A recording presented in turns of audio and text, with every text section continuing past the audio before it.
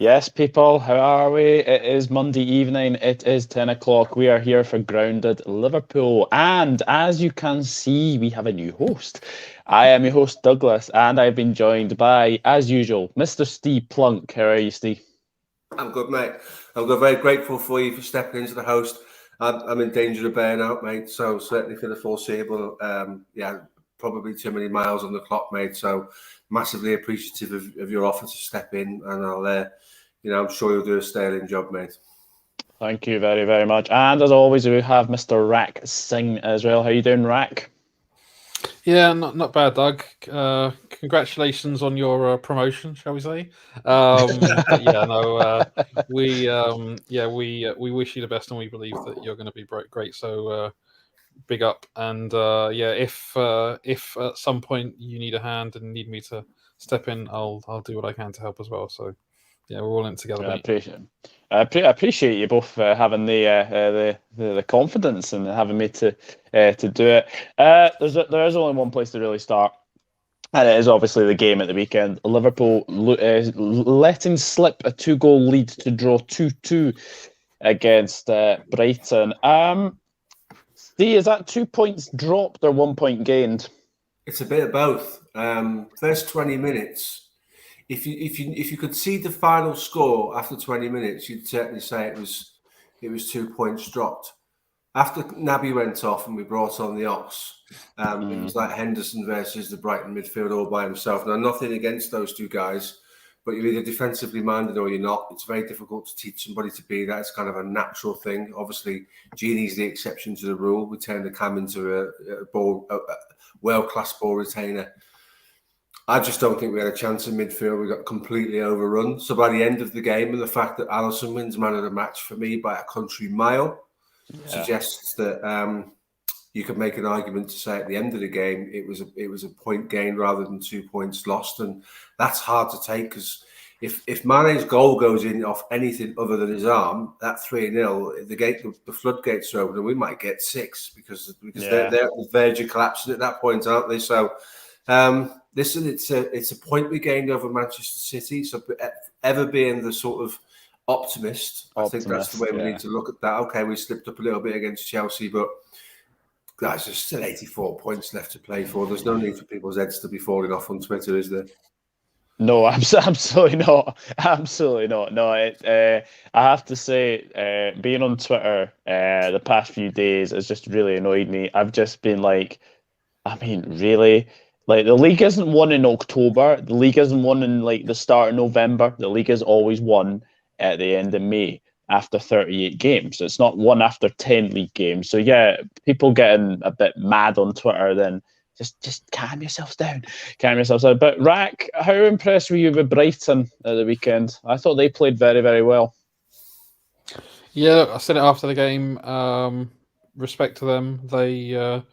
They deserved at least a point. I don't think they necessarily did enough to win it, but Potter is proving year by year to be a more than accomplished Premier League manager. He's part of the newer breed of managers, which I think, or new breed of English managers who I think are playing football in the right way, have shed the kind of image of dinosaur football that some of the older generation have kind of been, I don't know if tarred, but, English coaching has been in the gutter for quite a while. And he's proving himself. So respect to them. I've got a lot of time for Brighton as a club because I think they're well run. They play good football, and I like Brighton as a city because I went to uni there for a bit. So nice place, nice people, good team, good coach. I know, and actually, if you look at it, Steve, they have basically scored 11 and conceded 11. This was always going to be a tough game this weekend against Brighton. Totally. I echo everything that Rack just said. Graham Potter's a real breath of fresh air.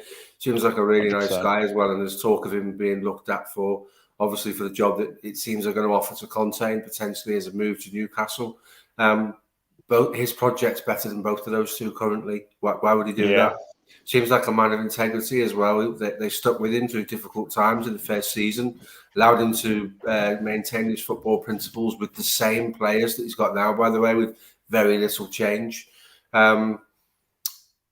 He's going to get a big job at some point soon. He's got Brighton doing things the right way. We talk about tactical managers and we talk about the same three people all the time, Klopp, Pep and Tuchel as being tactical managers. Well, you can add Graham Potter to that list as well, because Brighton have definitely got a footballing identity. And I make no secret of the fact, whenever Brighton are on, I try to watch them because they do football the right way.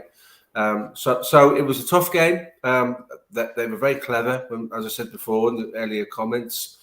When our midfield collapsed, and it did, and there's no way you can put it any other way.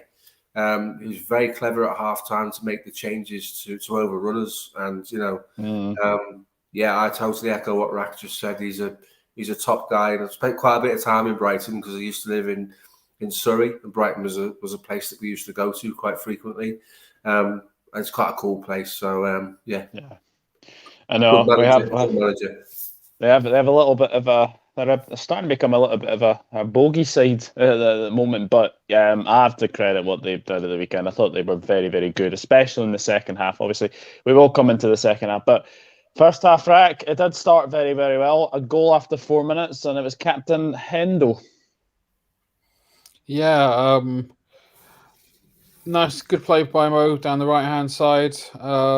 He didn't just, smash it across. He picked Hendo out, and he's tried a few shots from the edge of the box, Hendo, coming into that area this season, and they haven't all worked. But that one, it was a great finish. Nowhere the keeper was getting to it.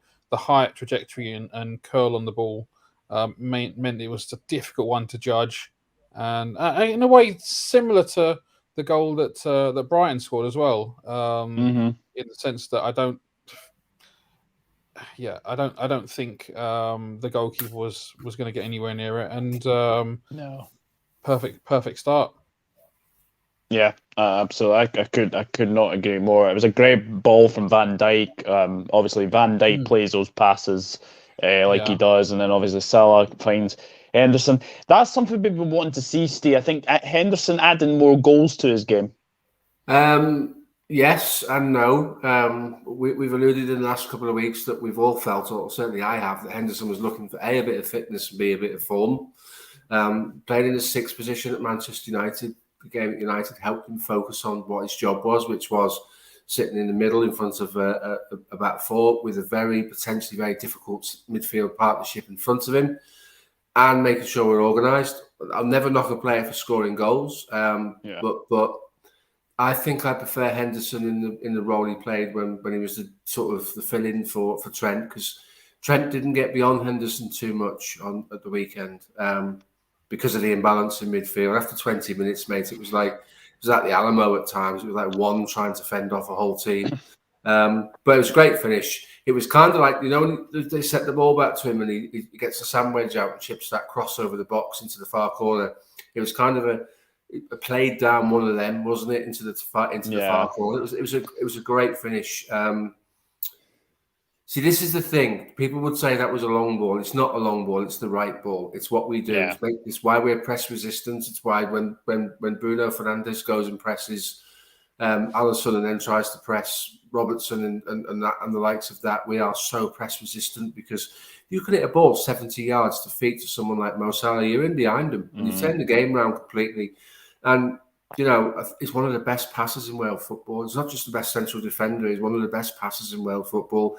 Everything he does looks like, it doesn't even look like he's trying. So we need to see more of that. He's not himself yet. There are things you see that make you realise that he's still adjusting to understanding his body and the differences he might have in terms of mobility. He's still figuring it all out.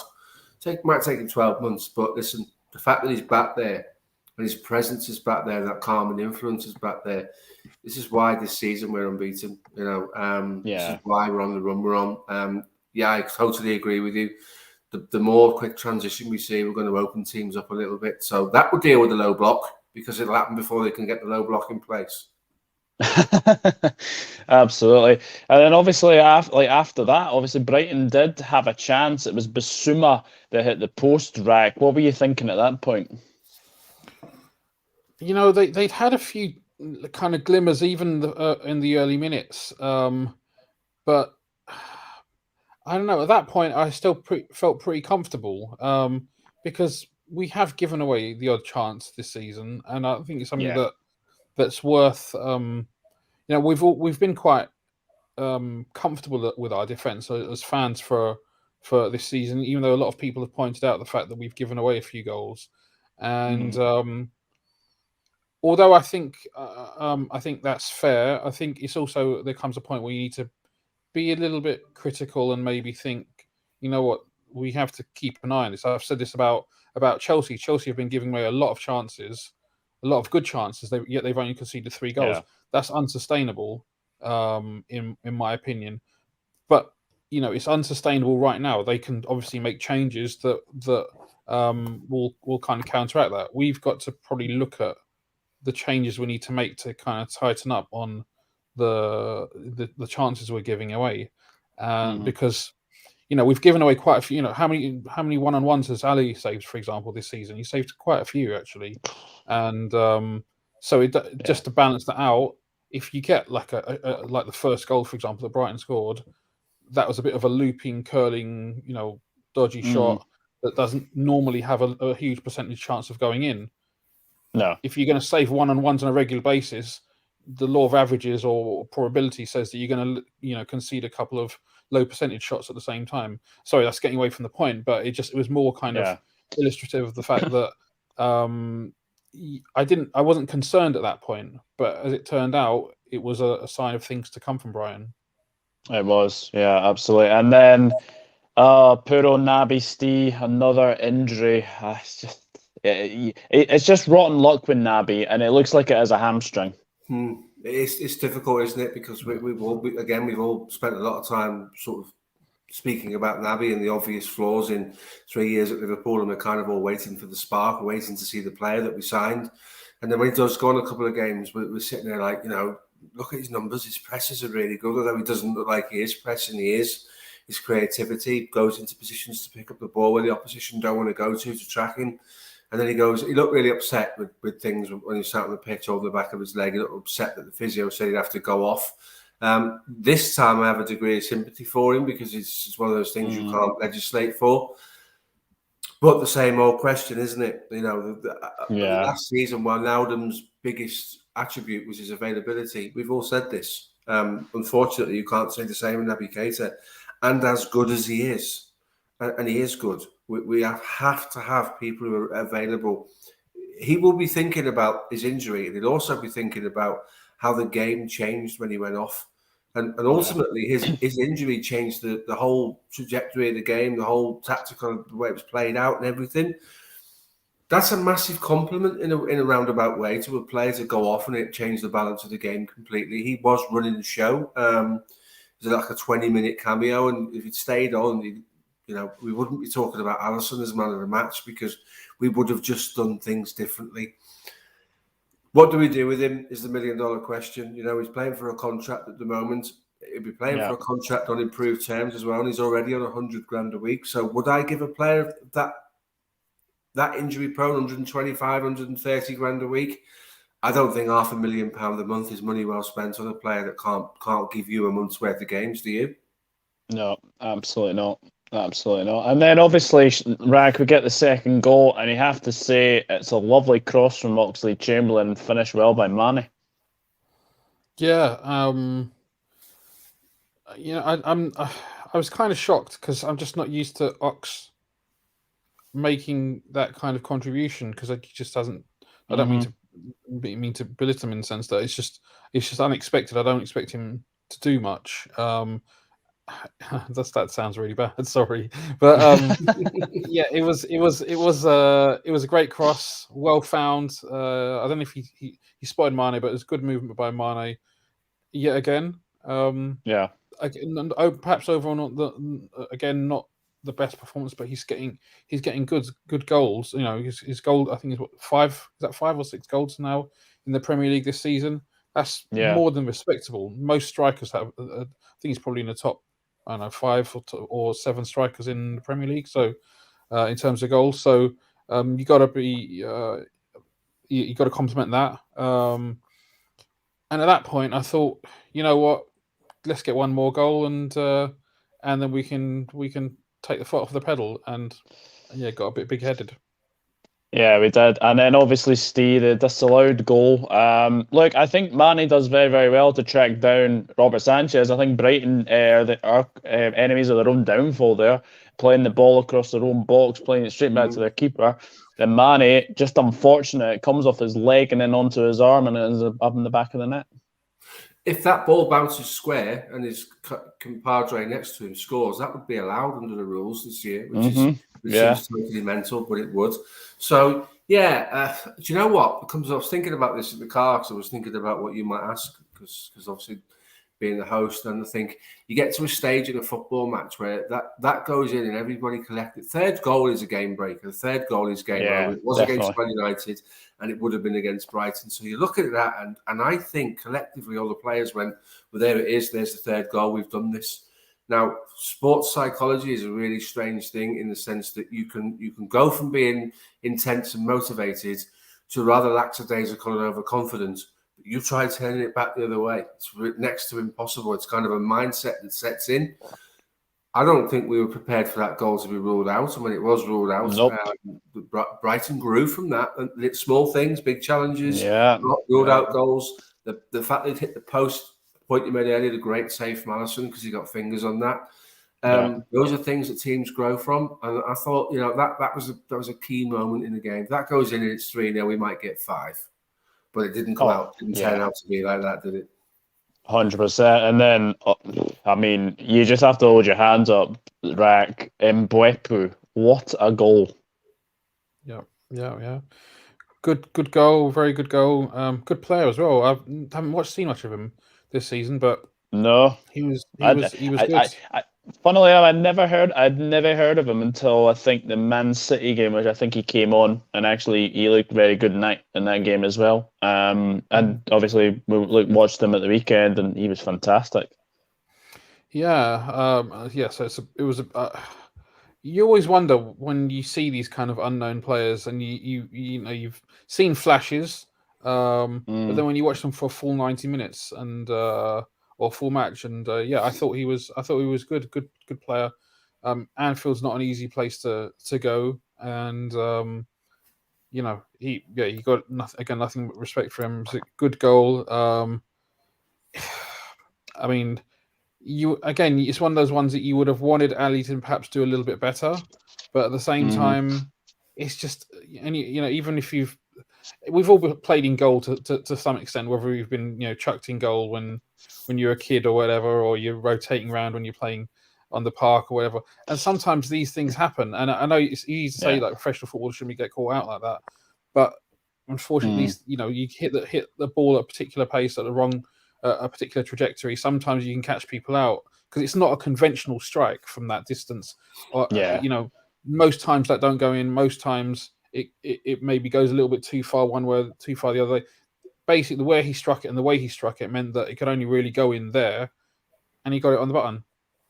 Yeah, I mean, I was a goalkeeper when I was growing up, and the one thing I did not want to be beaten by was basically a shot that's like dipping over you. Because of me at 6'5", I would feel really embarrassed at being beaten by that. So I totally understand. I totally understand where Ali's coming from. And then obviously after that, Steve, I just felt we kind of lost our way in the midfield. I think we were needing someone more defensive in that midfield. I think the midfield was too attacking for me. I don't know. What did you think?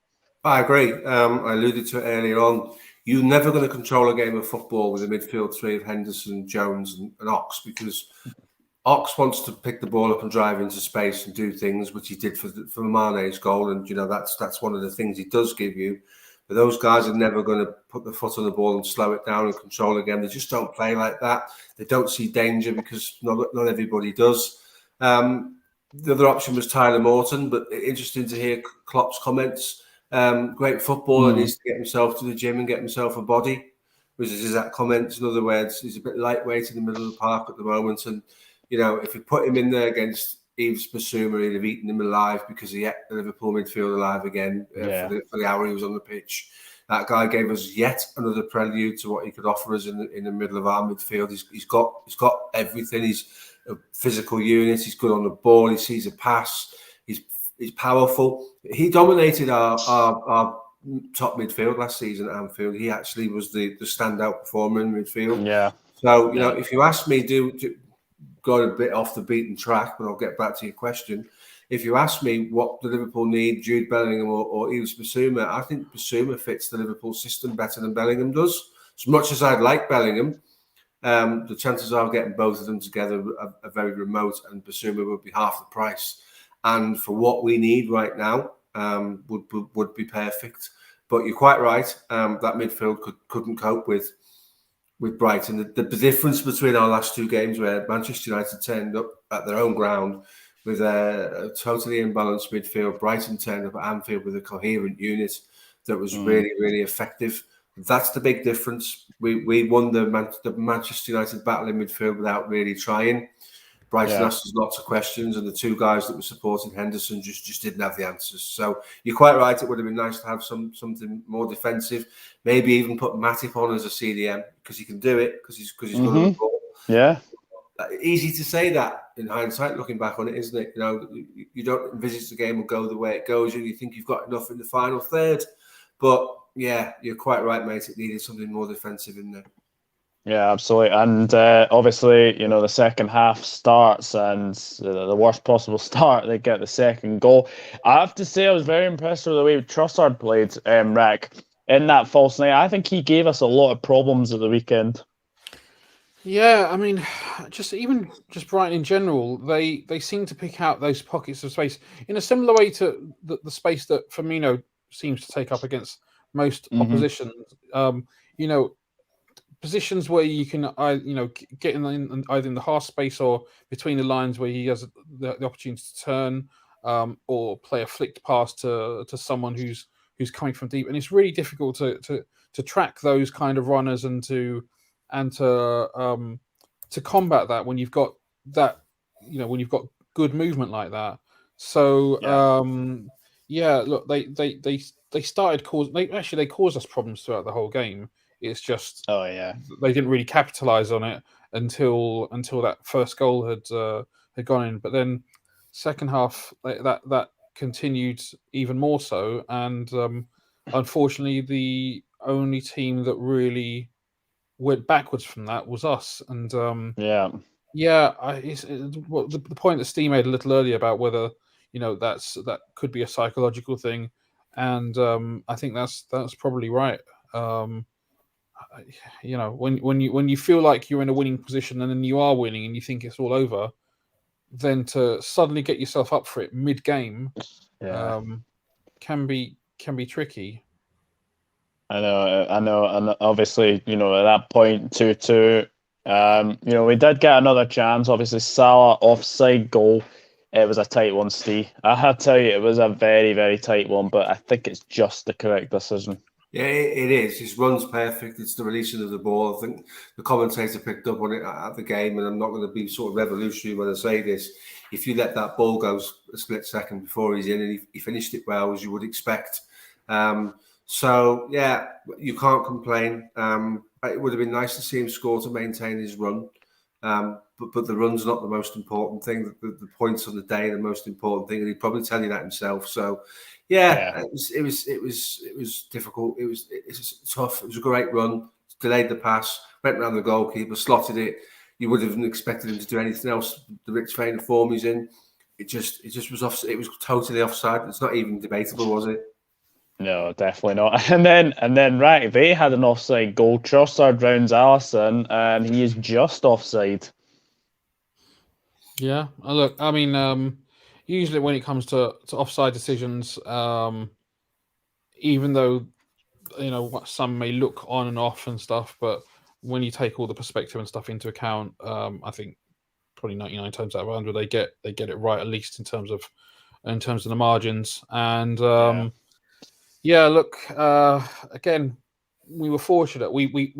It's part of the risk. It's a risk in the way that we play because we play with that high line because we trust that we can play that offside, and that the bloke in Stockley Park and the computers in Stockley Park will get it right. And Yeah, most times we do, even though this was a chance given away. It wasn't really because it was always going to be pulled back for offside. So it was offside, and actually, that's something that we've done well. Played on those margins with those very thin margins and those fine lines quite well for the last 3 years. So yeah, yeah, I'm not going to criticize us too much for that, but yeah, it was in a way you could say it was good play. The fact yeah. that we gave away an offside goal because it could have been much worse. Yeah, Velvet Schwan just said there, Steve Robertson's form's concerning. Do you agree with that? Um, he's getting a lot of stick for the equaliser. Now, here's my view on Mm, that. Because of the fact that the midfield was so fragile. Canate goes to try and engage the ball much higher up the pitch than you'd like him to try and win it early doors because we're overloaded down that side.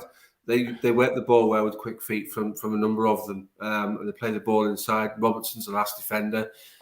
He feints to shoot. Robertson goes to block it. He just changes his feet and scores.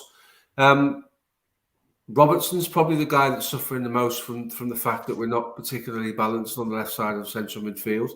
So yeah, in Wijnaldum, he knew if he went beyond Wijnaldum would just sit in the pocket left behind him or get involved in little three-way triangles or passes with Mane. That's disappeared, that's gone, and we haven't had that for 12 months. We get it a little bit to a degree with Thiago. Thiago in the side makes Robertson a bit more confident. Listen, we spoke about the lack of balance before, and we spoke about the lack of defensive cover in midfield. If I'm Andy Robertson, I'm not going to find myself advanced of Curtis Jones too often in the game because as yeah, good a player Curtis Jones is, I don't believe he's going to do what he needs to do when it breaks down and the other team go into transition. So I understand why he's holding back. Does he need a rest? Yes, he probably does, which is why on Wednesday night I'd like to see Liverpool go strong against Atletico and win the group. mm, If we beat Atletico, and I think if AC Milan fail to beat Porto, we win the group on Wednesday night, which yeah, means we can play the fringe players knowing that we've won the group and it doesn't really matter. yeah. He would get a rest in that regard. What might have been better to do on Saturday, again, hindsight's a wonderful thing because I've had time to think about it, would have been to go to a flat four in midfield, take Curtis Jones off potentially, and Hmm.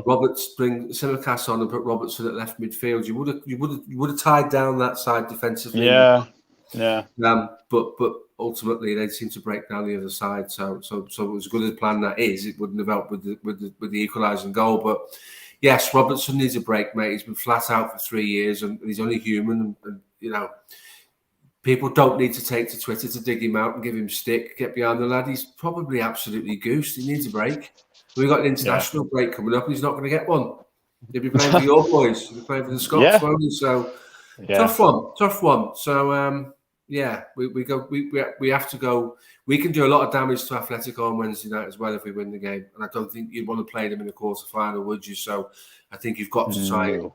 contribute to their downfall as soon as you can, mate.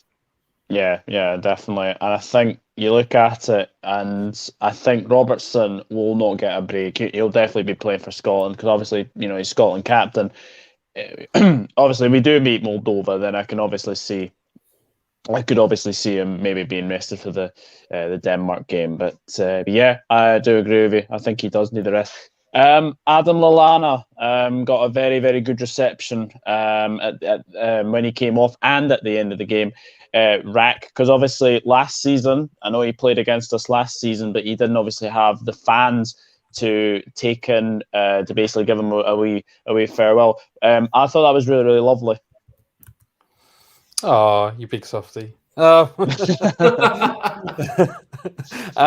look, I mean, I think it's fair to say fan base is a little bit split in terms of Lallana's impact over the time that he's there. But he always respected the club and he always did well for the club. He did his best. The way that I think he didn't have the impact that we would have all liked him to have. But he's always been complimentary about the club. There's no reason to have any ill feeling. He played his time at the club, and I think it's fine for him to say bye. And there's absolutely no need for anyone to disrespect him if for not being at the club anymore. So yeah, it was nice. I agree. Yeah, absolutely. And I have to say that, we move on obviously to Atletico Madrid, which is another big game. Are we praying that Fabinho, Thiago are both fit for this game, Steve? Because honestly, it could be any midfield at the weekend against Atletico. I'm almost tempted to say amen at the end of that sentence there, mate, because I absolutely am praying that is the case. There's pictures of them today in training. If we end up with the midfield like we had on Saturday, they will bully us, and they will do it. They will do it differently to how Brighton did. They will just bully us because they're powerful. So it'd be nice to see one, if not both of them back. I genuinely believe if we get those two guys back, then you see the best in Robertson and you see the best in Trent, because Thiago is defensively minded from playing as the deep lying midfielder for Bayern Munich all those years. And Fabinho speaks for himself, doesn't he? And then Hendo can go back to the right-hand side and cover Trent. If one or both of those plays, I think we've too much for Atletico at home. I'm hoping that the spares that I'm speaking to someone about now come through, and I'll be stood on the cop on the night, mate. Hopefully that will happen. So, I'm kind of looking forward to that. It's a massive game, and we need them back. Without them, we will be vulnerable. Yeah, I absolutely agree, especially with was it Koke in midfield? I think Koke is fantastic in midfield for them as well. Rack, does Matip come back into this game, do you think?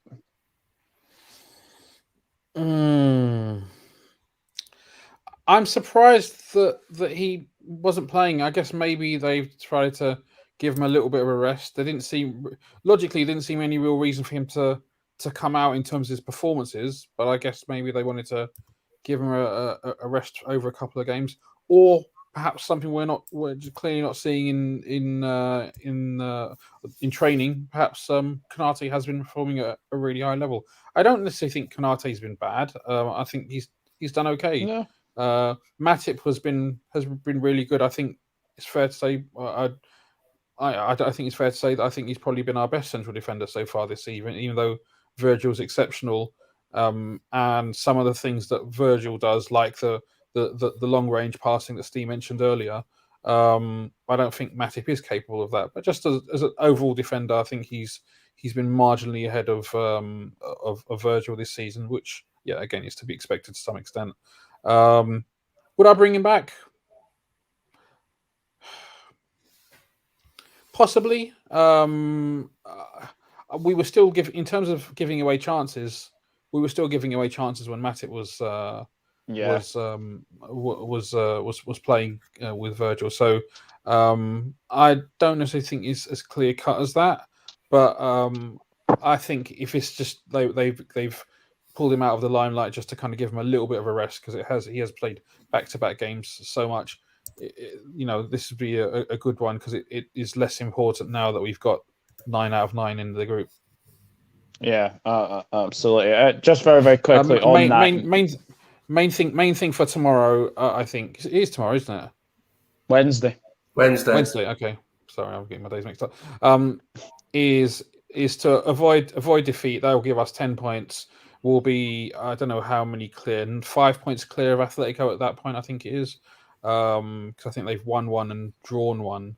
So I think we're 5 points clear of them already. I think I could be completely wrong, but I think we're on 9. They're on 4. Yeah, but what I'm saying, we'll if we draw, then we'll remain 5 points clear. Mm-hmm. with a game with the game less to play. At which point, we just need a win, or probably even a draw, because we've got a better head-to-head record.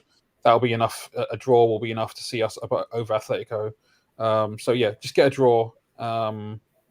You could even get a draw against Porto, but let's get then I don't know how it goes for the head-to-head. So get a draw against them, and then we can rest players for the final games. And that'll give us some opportunities to rotate.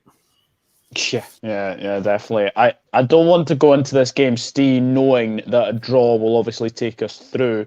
I want to go out and obviously win against Atletico.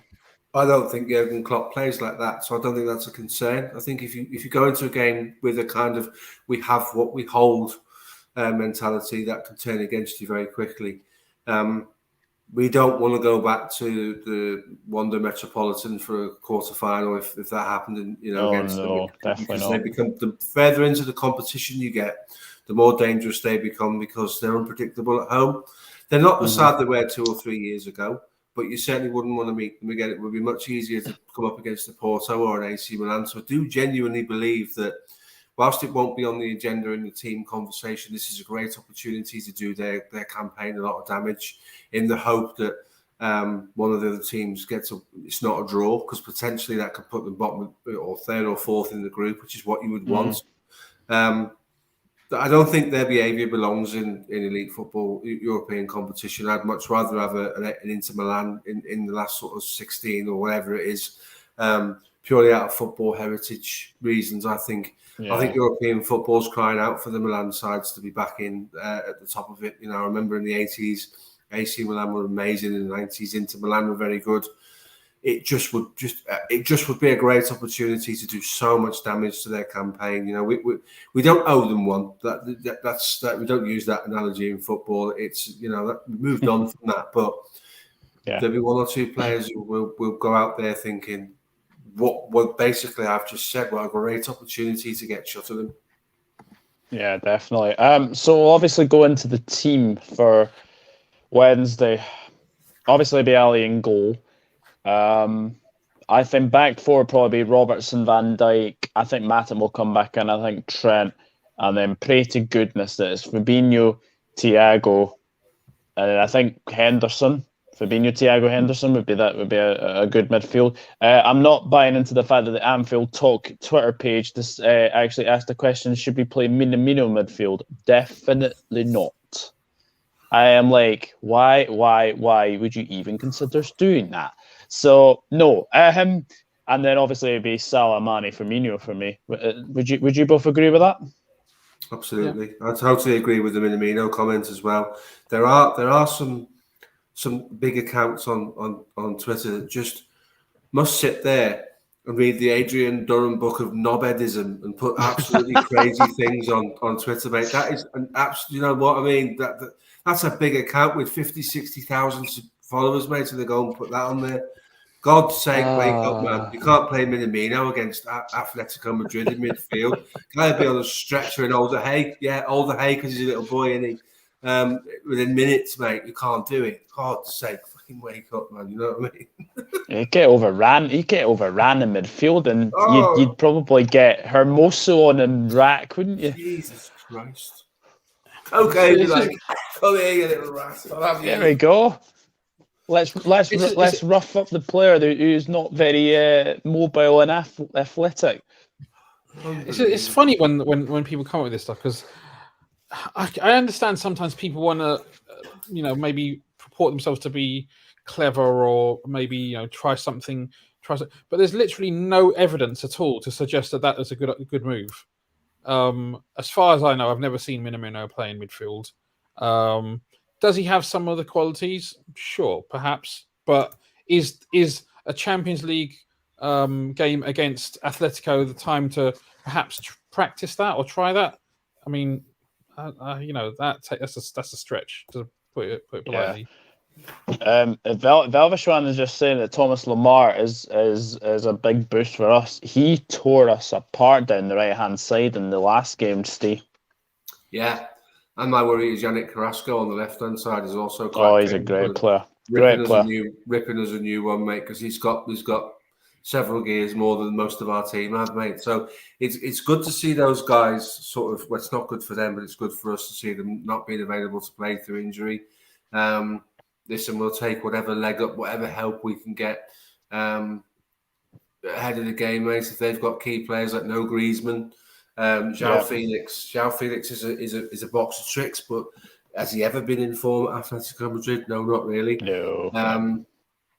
And Carrasco's a very big danger down that left-hand side, mate. So if he plays, yeah, let's not knock the fact they've got a few injury question marks, because so have we. So it goes both ways, doesn't it? So yeah. What do you make of Velvishran saying that he would start Divock Origi, Rack? Not an option that I've considered, and I don't. Whilst there's still points to play for, like, don't get me wrong, the opening game against Milan, even though Milan are a good team and they're doing well in Syria, this team it's far from a great team, and I think against them it's probably it was probably a risk. I don't know if worth taking. I probably wouldn't have taken it, but I was obviously paid off. At home to Atletico in a game where we can potentially seal our qualification, and not just qualification, winning the group, and potentially put a massive dent in Atletico's possibility to progress. Because even the Porto Atletico game that's coming up, I believe is going to be at Porto as opposed to at Atleti. Yeah. And apart from Liverpool, no one beats Porto in Porto. So No. it's crazy our record against them versus everybody else. So their level of points, if they beat Milan tomorrow on Wednesday, that puts them 3 points ahead. I mean, some of this is mathematical gymnastics or whatever you want to call it, but I would probably go tried and trusted and then look to rotate. Yeah. If and when the opportunity arises further along in the last two games. I agree. Steve, you the same? Yeah, absolutely. I just basically echo everything Rack just said. These are big games, are big opportunities to put things to bed, and almost mathematic. We'd have to lose the remaining two games, and the other teams win by considerable margins for that to all unravel and us end up in the. You don't end up in the Europa League with the points that we would accrue even if we drew the game and still in the box seat in the group. So I think the key to it is to get back to winning ways, because winning's a habit. We're unbeaten in God knows how many games, if you include the last 10 of last season as well. Do you know what? It's just while we're on that. Do you know how hard that is to do at this standard of football, to go that many games unbeaten? And it's not the first time he's done it. And we're on our longest unbeaten run since the mid-90s under Roy Evans. So it's quite a thing. And it certainly doesn't warrant people embarrassing themselves, digging us out for drawing games against the likes of Brighton. But Wednesday night is an opportunity to continue that intensity and continue that momentum. And I think it's key that we take it. Yeah, absolutely. So I'm going to ask you for your predictions now. Steve, what are you going for? They've got to come and play. There's no point in coming in and being Simeone defensive and all that stuff, because they need points. Because there's no guarantee, as Rack says. But unless you're Liverpool, you don't get it. Teams don't get much at Porto. So there's no guarantee of that either. So they've got to start. They've got to win one. They've got to win a game. They've got to win one. It'd be no good playing AC Milan at home on the last match night, knowing you need a win and you need other results to go your way. You can't do that. But you're under too much pressure. They'll come. They'll have to play. If we've got the lads in midfield, I think we'll win it. I think we'll win it 2 or 3-0 because they've got to come and be open, and putting Fabinho back in the midfield with Henderson and potentially Thiago. That's part of our system. That's the strongest system in world football when it works for me. So. Yeah, it's huge, and I think 2 or 3-0 if those guys play. If they don't play, and we end up with the kind of midfield that we had at the weekend, I don't see great things. Oh dear, Rack, what about you? I think Fab will play. I think it'll be Fab and Hendo for sure, and then I think Thiago's been off just that little bit too long, so I don't think he'll play that. He'll come on or won't start, but maybe he'll come on at some point. I think actually Atletico will still play their game. They'll still be defensive, and they'll try and nick a goal here and there as and when opportunities arise. I mean, I think that it's not that they don't know how to play expansively. I just think they'll sit and they'll say, look, if it's 0-0 in at the end of the first half, that's still okay. We just need to get one goal, and I don't see them moving away from that until it maybe hits the last 20 minutes or so. If they're still drawing, or even if they're losing, then they're going to have to come out. So I think it'll be marginal. I think maybe a 1-1 or something like that. If they do come out and play, we'll smash them.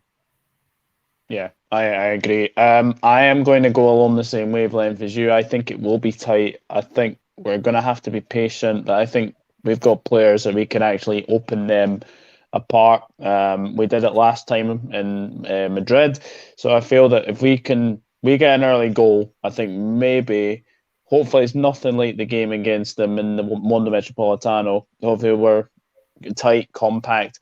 I'm going to go 2-1.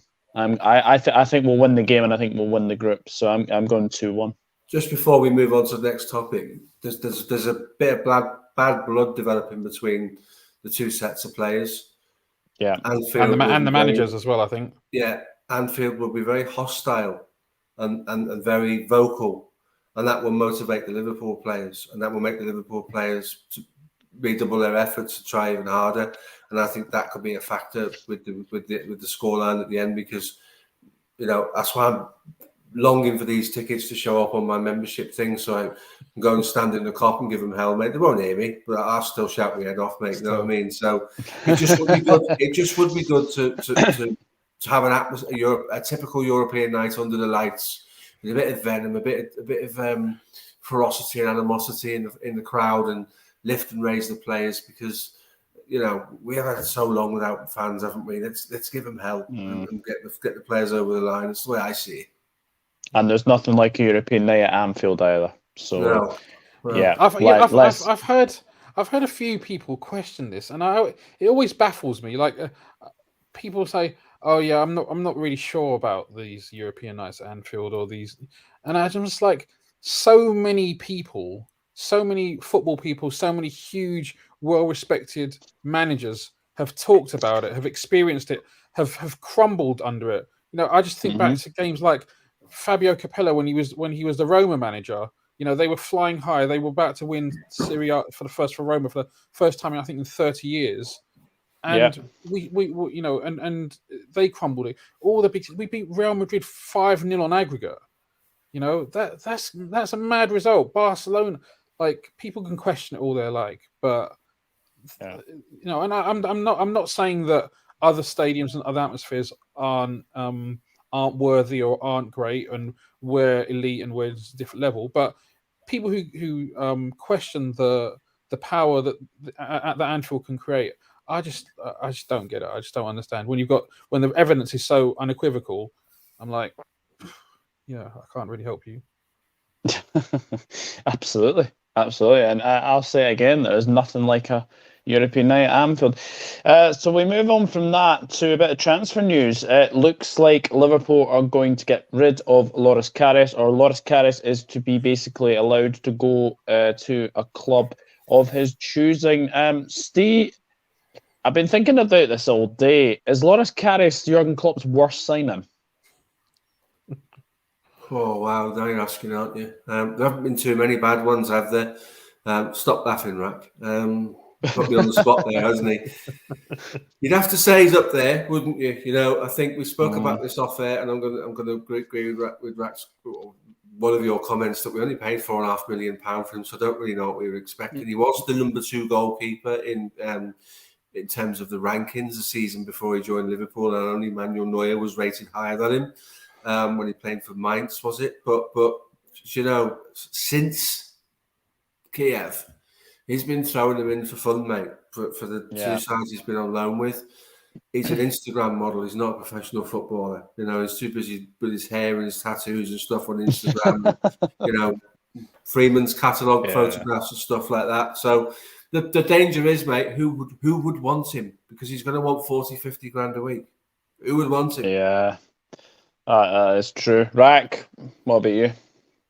Yeah, look, I did say that. Yeah, what do you expect for a £4.5 million goalkeeper? He's kind of performed as you would expect someone of that value to perform. It's a bit of a shame because that season in the run up to Kiev, he was doing okay, and I think again going back to the mentality in football and being mentally strong, he's instead of using that unfortunately poor performance in the final to grow and I'm not sure he's not doing this intentionally, of course. Like, how do you come back No. from such a horrible thing? We've all done stuff that we've been embarrassed about in life. Unfortunately, his took place professionally on the biggest stage in arguably in world football, and it's not easy to come back from that. I'm sure. So yeah, it's tough, but yeah, his time at Liverpool unfortunately is done. I think we're trying to get him, maybe get some money for him, but if that doesn't happen, just better to let the guy go and we move on, they move on, because we don't want to keep having this conversation again next year. Like, yeah, and I think the thing with Loris Karius is I do feel sorry for him because ever since Kiev, his career has just gone like that. It's just gone down, down, down. Like, you remember the loan spell at Besiktas. Liverpool had to get into legal action with Besiktas because of, I think, over unpaid wages or unpaid something wages along and those stuff. lines. Yeah, I felt sorry from that. Union Berlin didn't really work out for him then because Luther, the goalkeeper for Union Berlin, was playing ahead of him. So you can understand the way his career has gone downhill. Unfortunately, yes, he might have done well as a backup in Union Berlin, but he's not gone there as a number one. He's gone there to be like a backup, and I really do feel for him. But I do agree. I think it's time for the club and him to just part ways. And unfortunately, he's had a lot in his private life as well. And I think that has to be a big effect on him as well. Well, I mean, as Steve said, if you're a bit of an Instagram model, then these kind of things, kind of come with this whole celebrity lifestyle and the trappings of it. And I think his girlfriend was either a model or a TV host or personality or something like that. Public breakups on Instagram. I'm like, I don't know. Last bit of topic before we obviously end tonight. I think Velvishon actually added Conte to Spurs. What do you make of it, Steve? It'll all end in tears. 100% agree. This is a man that wants things done his way or no way at all. Young players won't necessarily get an opportunity because it's not what he does. He'd rather sign an Ashley Young on a free transfer and play him, 80 grand a week at Inter Milan.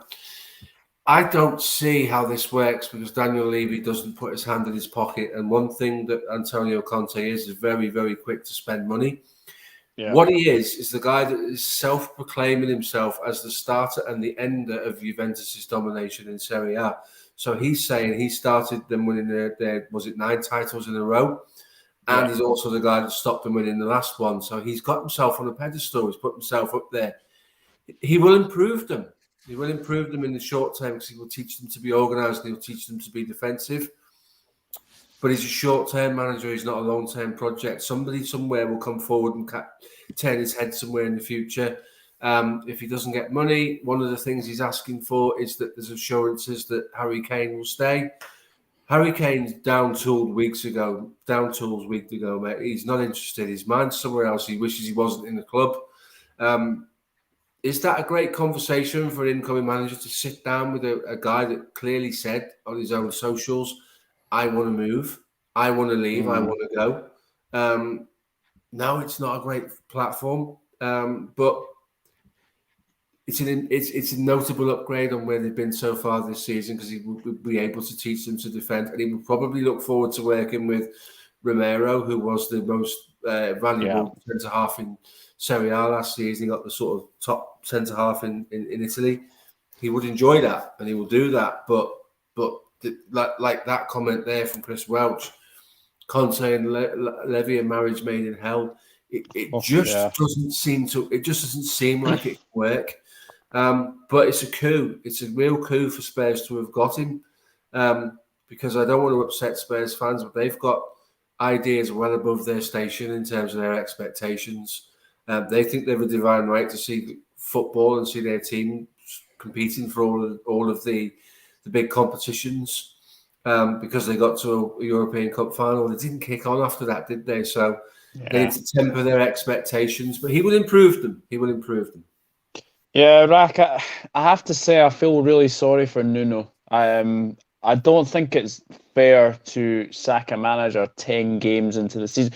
Remember, he was manager of the month for August, and then 7 weeks later he's given the sack. I shouldn't laugh. It's kind of weird, isn't it? He was manager of 2 of the 3 months. Well, we'll say 1 of the first 3 months, and yeah. It's been a pretty spectacular fall from grace. I think Nuno is he's a good guy. He's a nice guy. He seems like it's a cliche, but a decent football guy. So sad to see him go. I hope at some point in the future he's back in the Premier League. Conte is an explosive character, and at the same time, he's undoubtedly one of the best managers in the world. So if you have an opportunity to recruit one of the best managers in the world, it's got to be tempting. This is, I wouldn't say it's necessarily his biggest challenge, the biggest challenge because he's managed at Atalanta and Siena and a couple of other smaller places. He did well with the Italian national team. I think for Atalanta, he had to be, at one point had to get protected by the police from the Atalanta ultras who confronted him either before or after the game or something. So that's a bit mad, but it's going to be interesting because in a similar way to Mourinho didn't strike me as being a typical Spurs managerial signing, neither does this, and so it puzzles me. I'm like, obviously we don't have the full story, we don't have the full vision. Is this like some kind of angle to try and maximize Spurs' value, maybe get them winning a couple of trophies or challenging for a couple of trophies so ENIC can sell them? I think that's possibly a possibility, with Newcastle now having gone to a high bidder. Maybe if there are other people sniffing around, maybe they want to try and get this might be part of an exit plan. But it's a puzzling one because Spurs over the last few years have obviously, they've tried to bring through lots of younger players and sign younger players. Conte is the antithesis of that, but at the same time, he's a winner, and Spurs have also been accused of bottling it a lot. So it doesn't make sense, but I'm intrigued because he is undoubtedly one of the best managers in the world.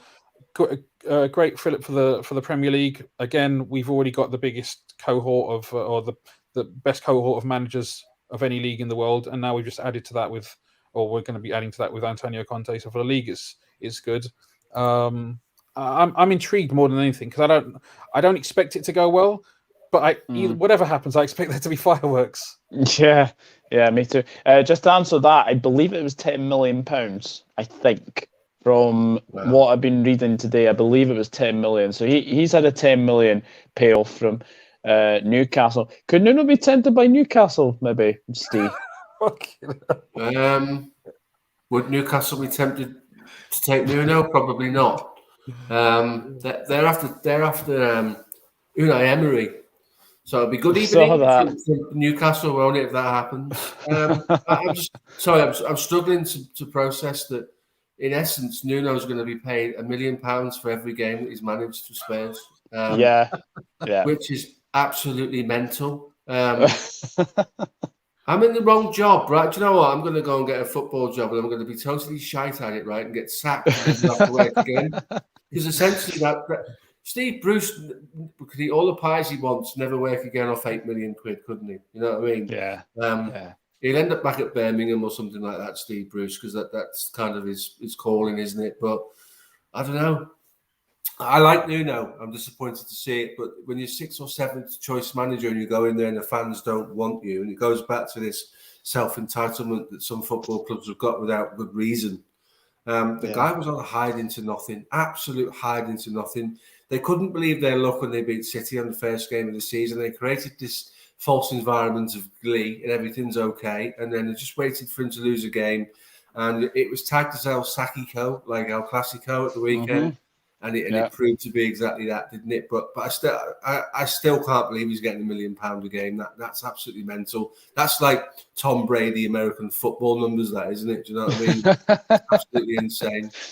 It is. But the one thing I will say about Conte, he did have Paratici at Juventus, and they were the catalyst of Juventus's successes in the long run. So, but Spurs is a different proposition, and they haven't won a trophy since 2008. So I it's going to be an interesting appointment for sure. But I mean, put it this way: if he was in Manchester United right now, and if they had sacked Dolly, I don't think he'd be the last 10 minutes in that job. Because him with the Glazers, I don't think them and the Glazers would have gone. I think, like Chris said, that would be a marriage made in hell. And I think Levy and Conte is going to be very, very interesting indeed. But it does look like that deal is going to be announced very, very soon. Guys, we have gone an hour, so it is time to end this episode of Grounded Football and my debut as host as well. Steve, what have you got coming up on your pods this week? We'll do something. It depends on whether I get to the game on Wednesday night. So we might do a review of the game on Thursday, and it might have the fact that one of us was in the ground, which would be quite nice to talk about that. There'll be a few bits and pieces over the weekend. We're going to do a tier rating on all of Liverpool's football kits over the years, which I think will be quite cool. So that'll be a good watch. Guys, just jump on, subscribe. Same with this one. Give a like, subscribe, go onto our YouTube channel. I think we're about 115 subs. If we get to the holy grail of 1,000, we'll do a giveaway. It seems a long way away, but you've got to put these things out early, haven't you? So, same with all of the channels. A bit of housekeeping. If you see these guys' socials, go and follow them. It's what we do. That's it. I'm not hosting on Usman's on Friday nights anymore. That show's come to an end now because I'm having a break from hosting. But this one will carry on with Doug at the helm, and I'll be here most weeks. And then just give us a follow. Go and pick up the socials. I've done it right with the right hand. It's so hard to do that, isn't it? There you go. Look. It's so hard. Yeah, it's so hard. And goes into that one. No, not there. It's there. Give us a follow, guys, and I'll follow everybody back. Thanks. Yeah, absolutely. And thanks for having me, mate. Thanks for having me. You're very welcome. You're very welcome. And Rack, we'll probably see you on the Twitter Spaces in the near distant future. But what else have you got coming up this week? Look, I mean, same as usual, really. Some Twitter stuff, Spaces. I've just been busy with work recently, so I haven't had much chance to go on. But I'll pop on every now and then and listen. Here, obviously, on Mondays, the Liverpool show on Let's Talk Premier League with Niall and the boys on Thursdays. Some stuff on the terrace and out and about. Aye, absolutely. And you can find me, this is my Twitter, at enrod_1992. My YouTube channel is the Dugout Football channel. I'm also on Instagram at Douglas.Horn, and you can also find me on Facebook at Douglas James Horn. But let's hope the Reds manage to beat Atletico and then go into the West Ham game with a lot of confidence, and then the dreaded international break comes after that. From the three of us, it is good night, and you'll never walk alone. Cheers, Reds.